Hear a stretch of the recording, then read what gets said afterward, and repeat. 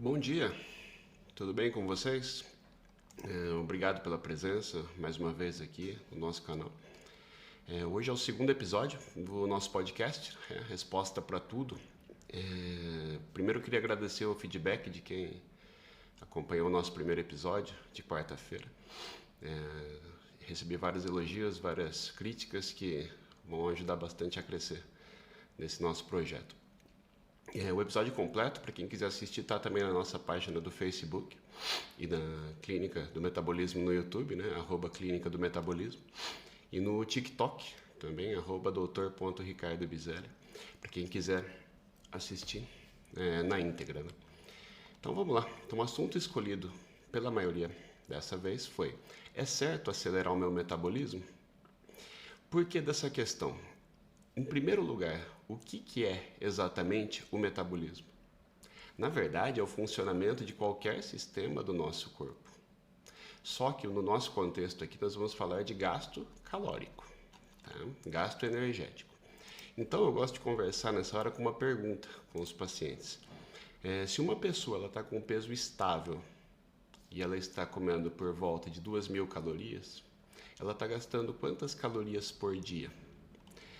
Muita gente pensa bastante para responder essa questão, pensando, como é que eu vou saber se eu tenho que fazer cálculos? Não, se essa pessoa está com um peso estável, é simples, ela está queimando 2.000 calorias. Então, aí fica a grande dúvida das pessoas em relação ao metabolismo. Muita gente pensa que a gente não queima caloria nenhuma se não fizer exercício. E só de estar vivo a gente tem o chamado metabolismo basal. Tá? Composto do gasto energético total, composto do gasto energético basal, mais aquele proveniente dos exercícios e também dos alimentos. A própria alimentação ela tem um certo gasto energético também. Então o que acontece? O nosso gasto calórico ele é definido primariamente pela nossa massa muscular. Por isso os homens comem mais que as mulheres. Tá? Pelo mesmo motivo, os homens têm mais facilidade de perder peso porque eles comem mais, então tem uma margem de redução calórica bem maior. Então o que acontece? O que as pessoas não têm muita ideia é de que essa regulação de ingestão energética ela é muito rígida. Tem até um estudo mostrando isso, um estudo da Suécia, com mais de 15.000 pessoas, foi estudado várias mulheres, e foram comparando o registro energético ao longo de 10 anos, e mostrou que a variação da ingestão calórica dessas pessoas variou menos de 1%, para ser mais exato, foi 99,5% de coincidência, das ingestões calóricas ao longo do ano. Então pode ser que um dia a gente coma um pouco mais, mas nós vamos nos próximos dias comer um pouco menos. Isso quer dizer que essa média ela é muito estritamente definida. Tá? Primariamente pela massa muscular, pelo nosso metabolismo basal, mas principalmente pelos hormônios de fome e saciedade, que são a leptina e a grelina. Tá? E qual que é a consequência disso? A variação que a gente obtém no metabolismo com a variação no exercício físico é muito pequeno. Tá? Esse aumento do exercício que a gente faz, ele invariavelmente vai levar a um aumento de quem? Do próprio apetite. Todo mundo, quando vai numa academia, percebe que o apetite aumenta. Tá? Então, nós vamos para a academia, quando voltamos, muitos pacientes falam que estão varados de fome. Acho que todo mundo sabe o que eu estou falando. E o que acontece? Se esse aumento do apetite pode fazer a pessoa sair do planejamento dela.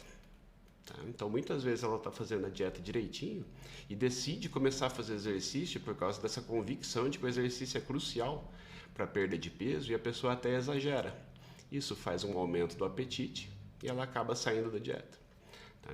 Da mesma forma, outras estratégias como beber água gelada, entendeu? Aumentar o número de horas dormidas, tudo isso tem um efeito muito pequeno. E esse pequeno aumento ele é contrabalançado por um pequeno aumento do apetite. Isso é imperceptível. Tá? Tem outro estudo interessante que eles mostram que se você reduzir 27 calorias no seu gasto calórico por dia, ao longo de um ano você ganha 1 quilo. Tá? Então uma pessoa ao longo de 25 anos ela ganha 25 quilos. Só nesse processo de redução de apenas 27 calorias por dia, o que chama bastante atenção isso. Né?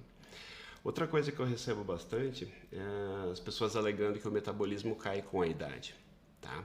E, na verdade, entre os 20 e 60 anos foi mostrado que o metabolismo ele fica muito estável. A partir dos 60 anos, até por conta da menopausa, por conta da senescência do homem e da chamada andropausa, você tem uma redução da massa muscular, também uma queda do metabolismo. Mas isso é uma condição clínica muito tardia, não é uma coisa que a gente deva esperar numa pessoa de 25, 30 ou 40 anos. Tá? Então esse é um certo mito também. E outro ponto importante, se nós temos uma conexão tão grande da nossa ingestão alimentar com o gasto energético, o que acontece quando nós comemos mais? Nós vamos induzir um aumento do metabolismo. Tá? Então, como eu ouço muito que o meu metabolismo é lento, na verdade, se a pessoa ela está comendo a mais, ela está queimando a mais. Tá? Se nós, à medida que fôssemos ganhando peso, tivéssemos uma redução do metabolismo, nós acabaríamos tendo um ganho de peso exponencial, infinito. Porque quanto mais peso eu acumulasse, menos metabolismo eu teria e o corpo uma hora não daria conta daquela ingestão alimentar. Então é exatamente o contrário que acontece. À medida que uma pessoa ganha peso, o seu metabolismo acelera. Como é que nós podemos observar isso facilmente? A pessoa geralmente está muito mais agitada, está mais hipertensa, está com a frequência cardíaca mais alta. Então tudo isso tem que ser levado em conta porque existem uns conceitos que estão meio arraigados na população de que meu metabolismo é isso, não há mais o que fazer, e não é bem assim. Na verdade, nosso metabolismo ele depende muito mais, depois da massa muscular, como eu falei, da nossa ingestão calórica. Então, se eu venho passando um período comendo a mais, seja por um problema emocional, seja por uma viagem, invariavelmente, quando eu tentar iniciar uma dieta, eu vou sofrer, porque eu me impus um certo ritmo. Uma boa analogia para isso é um carro na estrada. Se eu cheguei a 120, 130 por hora, foi porque eu acelerei até lá. Entendeu? Então a gente acostumou o carro àquela velocidade. A única saída vai ser pisar no freio. Num primeiro momento, você vai sofrer, que é aquela adaptação inicial do começo da dieta. Só que o corpo acostuma. E o que a gente observa com os pacientes? Eles podem estar comendo a quantidade calórica que for. Se elas forem fazendo uma redução gradual, o corpo acostuma. Tá? Independente se ela está fazendo uma maior ingestão de fibra, se ela está restringindo carboidrato. Na nossa prática, o que a gente vê é que o metabolismo ele vai se reduzindo à medida que a pessoa emagrece. Aliás, é o que explica o efeito platô. Muitas vezes a pessoa faz uma dieta bem correta, bem orientada, e essa redução calórica leva à perda de peso, mas o metabolismo vai devagarinho retraindo também seu metabolismo. Então, se a pessoa não leva as calorias em conta primariamente, ela fatalmente vai chegar no efeito platô e não vai saber o que fazer, porque ela não sabe mais onde reduzir. Essa é uma das minhas críticas às dietas que se baseiam em redução de carboidrato. Vai chegar uma hora que não há mais o que reduzir, porque todo o carboidrato foi reduzido, daí você vai reduzir o que? A proteína, a gordura. Tá? Então, quando nós nos baseamos primariamente na caloria, a gente tem uma margem de comer muito próximo do que a gente vinha comendo, mas ajustando numa quantidade calórica cada vez menor. Tá? Outra coisa que é interessante também, o ponto mais importante que me levou a fazer essa pergunta é o seguinte, vocês sabiam que quanto mais rápido está o metabolismo, mais rápido o coração bate? Só que mais rápido você morre. Na verdade, a mortalidade ela está associada a uma frequência cardíaca mais acelerada. Aí você pode perguntar assim, mas quando eu faço exercício eu não acelero a frequência cardíaca também? Exatamente. Porém, você está treinando o coração. Então ele passa a ser mais eficiente. Uma vez que o coração passa a ser mais eficiente, ele vai conseguir bater mais lento em seguida. Por isso que a pessoa que tem um treino cardiopulmonar adequado, ela consegue prolongar a vida com exercício aeróbico regular. O que não acontece, por exemplo, nas pessoas que fazem exercício resistido, muito exageradamente, entendeu? Mesmo fisiculturistas ou quem usa esteroides anabolizantes. eles acabam forçando um aumento da massa muscular, um aumento do metabolismo, só que esse uso de medicamentos ele está associado ao aumento de mortalidade cardiovascular também, da mesma forma. Então, sabendo que a nossa frequência cardíaca, quanto mais alta, pior, será que a gente deveria acelerar o metabolismo? É certo acelerar o metabolismo? Essa é a pergunta de hoje. Então, o que acontece? Se eu pegar uma pessoa com obesidade, ela está com o metabolismo acelerado, certo? É só observarmos a frequência cardíaca do paciente diminuindo à medida que ele emagrece. Tá? E tem uns estudos interessantes também mostrando que a pessoa que é obesa, ela tem uma tendência a poupar o exercício. Então ela pode queimar 200 calorias em determinado exercício e ela vai gastar efetivamente apenas 100. Tá? Quem cita isso é o Dr. Bruno Halper, né? É um estudo muito interessante mostrando que a obesidade envolve também um mau uso do gasto calórico do exercício, tá? Uma menor eficiência do uso do gasto calórico, né? Então o que acontece? É inegável que o benefício que o exercício tem na preservação da massa magra, na melhora do sono, na saúde de forma geral, tá? E principalmente na redução da mortalidade cardiovascular, não temos a menor dúvida quanto a isso. O problema é a gente entender como uma forma de gastar mais calorias para poder comer mais. Então o que eu percebo? É que os pacientes usam os exercícios como um salvo-conduto para poder comer mais. Então, se eu faço isso, o que eu estou fazendo é negando o rigor do planejamento alimentar. Muitas vezes é melhor um paciente que faz uma atividade física mínima, mas regular, e se compromete com o plano alimentar, do que alguém que decide virar um rato de academia da noite para o dia. A pessoa vai fazer isso por alguns dias e vai parar. Todos nós já fomos para a academia alguns dias e já paramos de ir. Então, o mais importante é enfatizar o rigor no planejamento alimentar, na redução calórica. Se as pessoas gostam de fazer essa redução calórica reduzindo carboidratos, é válido, reduzindo pelo jejum intermitente, é válido, reduzindo pela contagem de calorias, é válido também. Tá? Mas, acima de tudo, o exercício não é um salvo-conduto para comer mais. O exercício ele serve como um grande indutor de saúde, de melhora de sono, de preservação de massa magra, de funcionamento intestinal, de melhoria do humor, certo? Mas não olhar no relógio, gastei 200 calorias a mais, geralmente a gente gasta 200 a 300 calorias por sessão em média. Isso me permite comer isso a mais. Muitas vezes eu vou comer 500 calorias. Tá? Então você não consegue contrabalançar isso relaxando a dieta. Esse é o ponto que eu queria dizer para vocês. Então, outra coisa bem interessante. Como é que a gente observa que essa mortalidade ela aumenta com o aumento da frequência cardíaca? Existem medicamentos para insuficiência cardíaca chamados beta-bloqueadores. Eles são medicamentos que reduzem a mortalidade. Tá? Talvez o seu pai, seu avô use. Se chamam bisoprolol, carvedilol. São medicamentos que, ao reduzir a frequência cardíaca, tornam o coração mais eficiente. Isso quer dizer, então, que a frequência cardíaca torna o paciente com maior chance de redução da mortalidade. Ou um paciente que apresente anemia. Na anemia, o sangue fica menos eficiente, ele tem menos glóbulos vermelhos, menos efetividade de transporte de oxigênio. Esse paciente ele acaba tendo um aumento compensatório da frequência cardíaca. E esse aumento da frequência cardíaca mostra que uma pessoa com anemia tem uma menor saúde. Isso é óbvio. Então é claro que essa pessoa vai ter um aumento da mortalidade. A mesma pessoa que está com estresse emocional, ela está mais agitada, está com o coração mais acelerado. Uma pessoa com esse nível de estresse, além dos hormônios de estresse correndo no sangue, será que essa pessoa não está com uma saúde mais comprometida? Então eu estou querendo dizer aqui, tentando resumir agora, que o nosso metabolismo, ele acelera quando a gente ganha peso, mas num primeiro momento o que nós temos que fazer é acostumar o corpo com menos para acostumarmos com o metabolismo menor. E o que eu vejo? Hoje, infelizmente, a gente tem ainda muita dificuldade das pessoas compreenderem o comprometimento com o plano alimentar é a única saída para controlar o peso. Nós não conseguimos fazer isso de outra forma.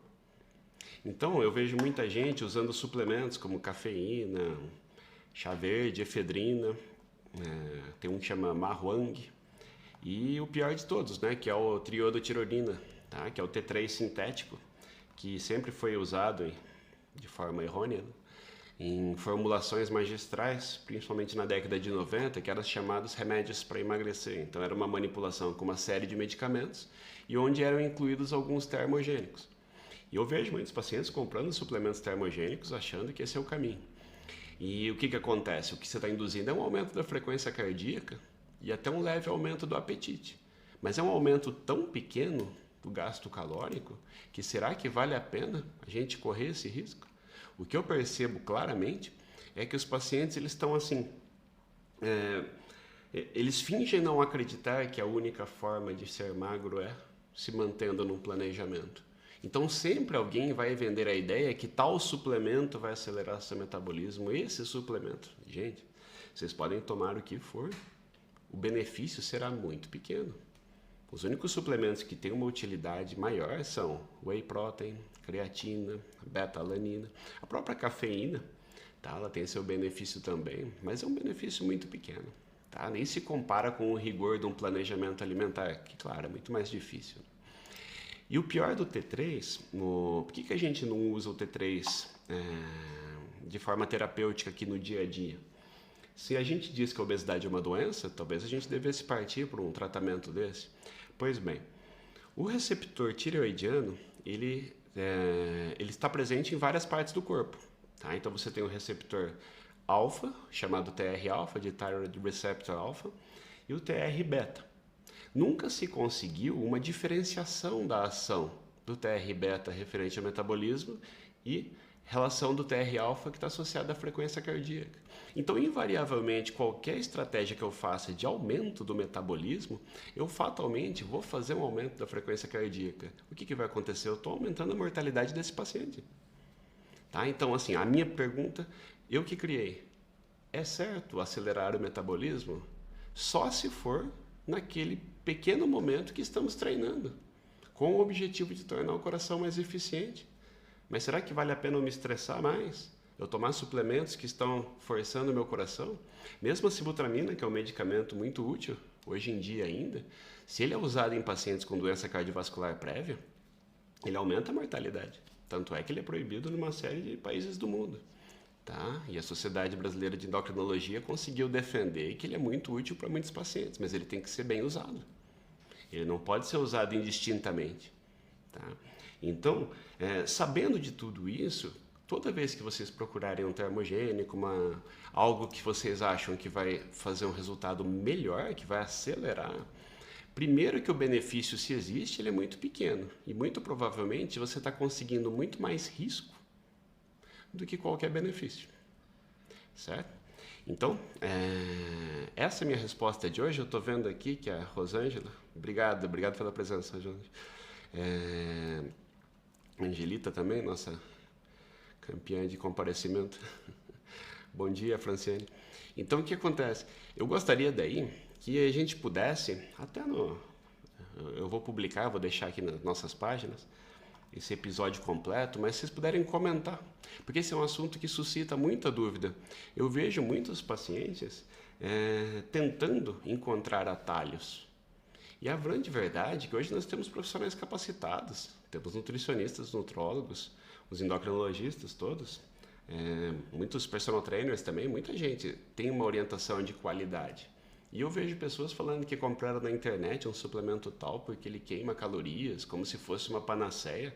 Muitas vezes eles estão unindo laxantes, diuréticos e um termogênico escondido ali. Então, não adianta a gente fazer tudo por uma perda de peso, que até acontece. Tá? Muitas vezes o paciente usa T3 numa dose tão alta que ele perde horrores de peso. Só que ele passa tão mal que ele acaba abandonando o tratamento. Isso, de certa forma, é contraproducente, porque se nós queremos que a obesidade seja tratada de forma séria, nós precisamos defender um tratamento sério. Então, eu não posso defender um tratamento que aumenta a mortalidade cardiovascular, isso não faz o menor sentido. Então, qual que é a minha resposta final? Então, é certo acelerar o metabolismo? Não, Na verdade, não. O que nós temos que fazer é treinar regularmente o nosso coração para ele ser eficiente e manter a nossa frequência cardíaca cada vez mais lenta. Nós vamos viver mais, então vamos ter uma saúde muito melhor e vamos estar acostumando o corpo com muito menos calorias. Combinado, gente? Então, assim, obrigado pela presença. Hoje eu vejo que nós tivemos um comparecimento bem interessante aqui, tá? Estamos à disposição, tá? Qualquer momento, qualquer questão, eu quero ter uma relação bem próxima de vocês nesses assuntos, até para a gente desmistificar vários assuntos referentes à obesidade, metabolismo e tudo mais. Tá bom, gente? Um abraço. Até segunda-feira.